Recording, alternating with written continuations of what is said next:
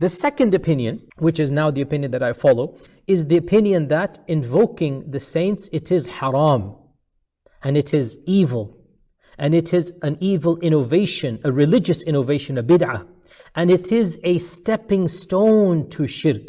It is opening the doors to shirk, but it is not shirk in and of itself, unless that action is accompanied by a belief that you're calling out to a God. It is accompanied by a belief that you are deifying that entity that you are calling. So invoking is considered to be shirk on the Day of Judgment. And this is what the Prophet said, ad-du'a'u huwa al-ibadah. Invoking, making dua is worship. Not a form of worship, no, is worship. This is the hadith of the Prophet ﷺ. Do not take knowledge from the likes of me or the likes of him. Take knowledge from real scholars. This quote unquote renowned scholar, he's a da'i. He does not qualify to be a scholar. He's a student of knowledge. Brother Nawaz from India, he emails a very lengthy question describing certain issues that are going on in his area, in his district, and mentioning some of the sectarian problems that are happening in his homeland. But in particular, there's a question that is of very relevance to us.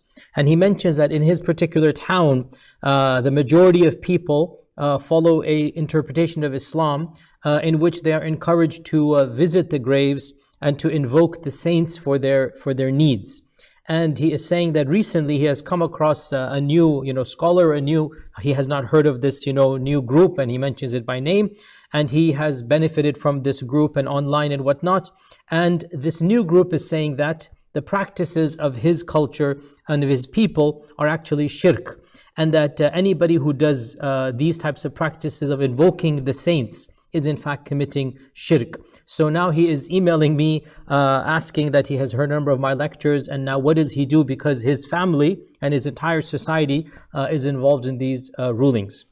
But today's topic is to call out and say, Ya Ali Madad, Ya Abdul Qadir al-Jilani, Ya Rasulullah, give me this, do that, prevent this. So this answer today is about a very clear-cut scenario, and that is to call out to other than Allah and to ask something from the being that you are calling out, and to ask something of this world or even of the next life, like something that you ask him and you expect your request to be responded to. Now, with regards to this question, academically speaking, just purely academically speaking, there are three primary opinions that are found within scholarly circles that claim to be Sunni. Okay, three primary opinions amongst groups of ulama, and they all claim that they are Ahl Sunnah wal Jama'ah. The second opinion, which is now the opinion that I follow, the second opinion is the opinion that invoking the saints, it is haram,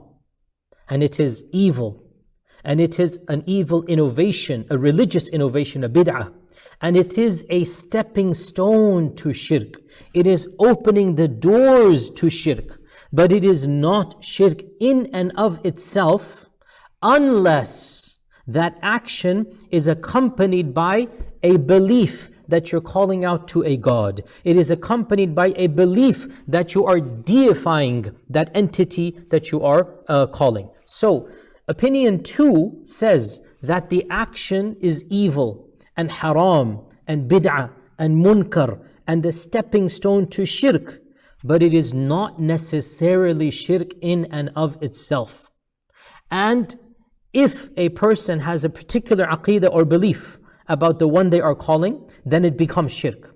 And if they have another aqeedah or belief, then it is haram, but it does not become in and of itself shirk. It is dangerous, and it is something we warn against. But in and of itself, it is not going to be shirk unless the person doing it believes that they are worshipping a being that is worthy of worship, that has independent powers, that has the powers of a God. And this is the position of the majority of modern day Malikis for sure. This is the Maliki madhab. And it is also many of the Hanafi scholars and really a lot of the Shafi'i scholars of Egypt and Syria. And in terms of the strands of Sunni fundamentalism. This is the default position of the Deobandi movement as well. And it is also the position of many of the scholars of Al-Azhar and other famous institutions, that they would say that it is haram and it is evil and it is a stepping stone to shirk, but that it is not in and of itself shirk unless the action is associated with a belief, or it is accompanied by a belief that is going to be a belief of shirk, and therefore the action will then also become an action of shirk. And as I said, I myself am now an advocate of this second position. I used to be 1B, and now I am very staunchly in opinion 2. Mehwish says that there is a renowned da'i in the US who says that asking intercession from dead people or from graves is not a shirk by itself, yet it is a means of shirk, and that it would be prohibited, haram, but it is not shirk. Unless the person who's asking for such intercession has the intention to call them as gods. So what is the ruling on that? First of all, do not take knowledge from the likes of me or the likes of him.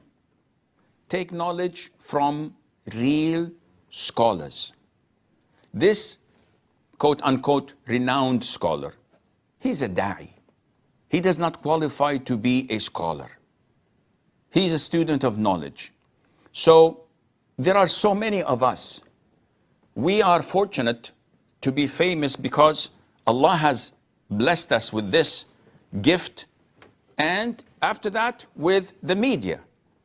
Had it not been to Peace TV, Huda TV, Zat TV, Islam Channel, Iqra, etc., and the social media, nobody would have known anything about us.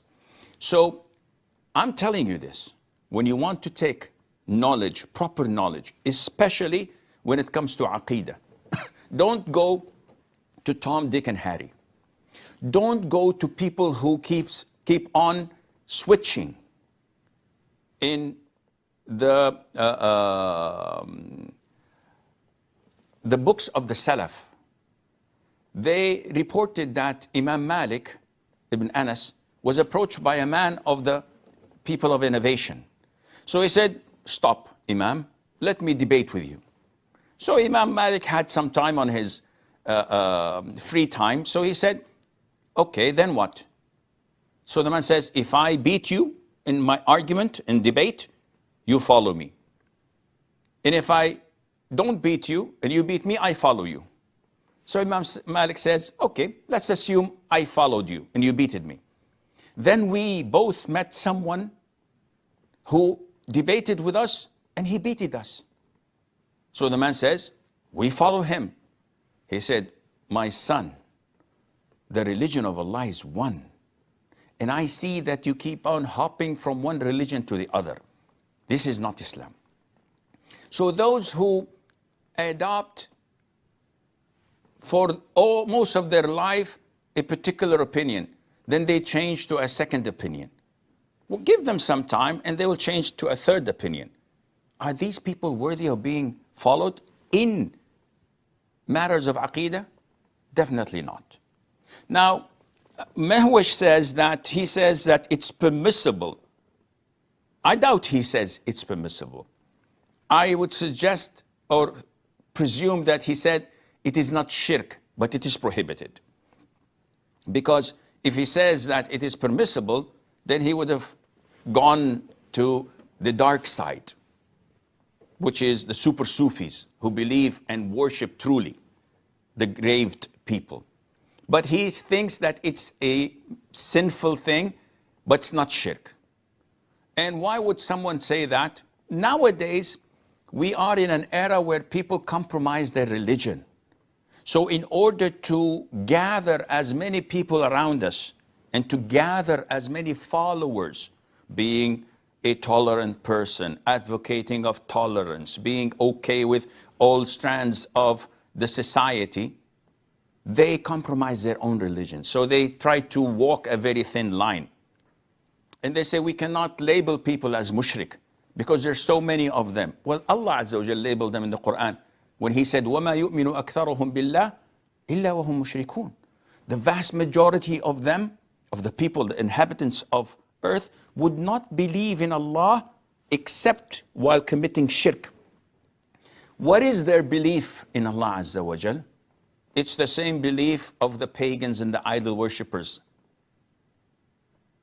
Are you serious? Yeah. The pagans and the idol worshippers used to believe that Allah is the provider, that Allah is the giver of life and death, that Allah is the creator, that Allah is the facilitator of their affairs. It's all over the Quran. If you read the Quran, don't look to scholar so-and-so differed with scholar so-and-so. Go to the sources. The Quran says to us in black and white that pagans and idol worshippers believed in Allah Azza wa Jal. This is their belief, but they associated others with Him through invoking them.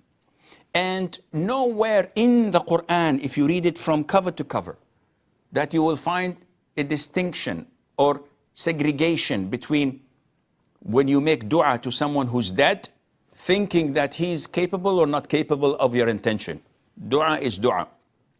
Allah says in many places that they invoke others than Allah. He did not call them gods in these ayahs. Allah says clearly that they invoke other than Allah and they don't have any benefit for them or can protect them from any evil. And on the day of judgment, they will distance themselves from their shirk. So invoking is considered to be shirk on the day of judgment. And this is what the Prophet said, ad-du'a'u huwa al-ibadah. Invoking, making dua is worship, not a form of worship, no, is worship. This is the hadith of the Prophet alayhi salatu wasalam. So if you go to the disbelievers, to the idol worshippers, at the time of the Prophet alayhi salam, none of them would say to you that I am worshipping this idol because I believe that it creates, it gives life and takes it. I believe it facilitates my affairs. I believe rain comes through it. Nobody says this. They know that only Allah does this. And this is Tawheed al-Rububiyyah. So for this so-called quote unquote scholar to come and claim that when I go to Tijani or Jilani or Sidna al-Badawi or to Al-Hussein or to the Prophet himself, and I make dua to them, that I don't believe in them to be gods, this is exactly what the idol worshippers used to do.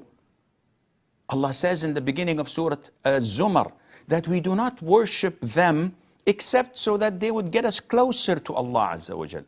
Why are you calling Al-Hussein to help you? Because he can call Allah Azza wa Jal. So this is the identical shirk that the idol worshippers used to do. And if you say, no, Sheikh, you are judging their intention. Excuse me? Why is this person invoking Al-Hussein or Al-Tijani or Al-Jilani or Al-Badawi, the dead, the grave? Why are they going to Dargah and sacrificing to them and lighting lights and candles? Why are they making tawaf? Why are they asking them? Isn't this worshipping them? Or do they have to prostrate so that you can say, oh, no, this is worshipping? This is why I say, do not, and I repeat, do not take knowledge from such people. These people who keep on changing their colors according to the highest bidder. So if they're in America, they say what the Americans want to say, to hear.